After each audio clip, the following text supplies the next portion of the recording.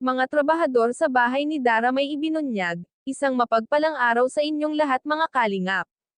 Bago natin umpisahan ang maikling reaction video na ito, paki-subscribe naman ng munting channel na ito, maraming salamat. At huwag natin kalimutan suportahan ang ama ng kalingap na si Val Santos Matubang at si Kalingap Rab. Mga nagtatrabaho sa bahay ni Dara ay hangang-hanga sa ginagawang pag-asikaso ni Dara. Para daw silang may kasamang matanda na, dahil sa murang edad ni Dara hindi mo nang ito kailangan utusan pa, alam na niya kung paano mag-asikaso sa mga trabahador.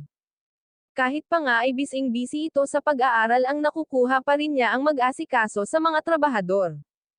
Minsan nga raw ay nalulungkot sila sa lugar ni Dara pero tinitiis nila para matapos lang ang bahay ni Dara at para makalipat na sila. Ini-imagine nila na kapag natapos ang bahay ni Dara at sila ay aalis na sa lugar na iyon ay wala nang kasama ang magkapatid sa gabi, tanging silang dalawa lang ng kapatid niya ang tao doon. Sa tinagal-tagal nilang pananatili sa lugar ni Dara, kahit sumigaw ka doon ay walang makakarinig.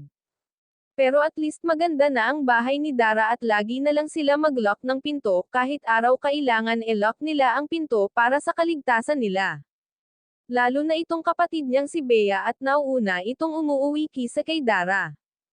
Kung mapapansin natin mga kalingap, bakit itong mga kapatid ni Dara ay nagsusumiksik tumira sa tiyahin nila na dapat sana ay sama-sama silang magkakapatid, kahit maliit lang ang kanilang bahay ay dapat nagsasama-sama sila para kahit papaano pagdating ni Bea galing paaralan ay may makasama ito pagdating sa bahay nila.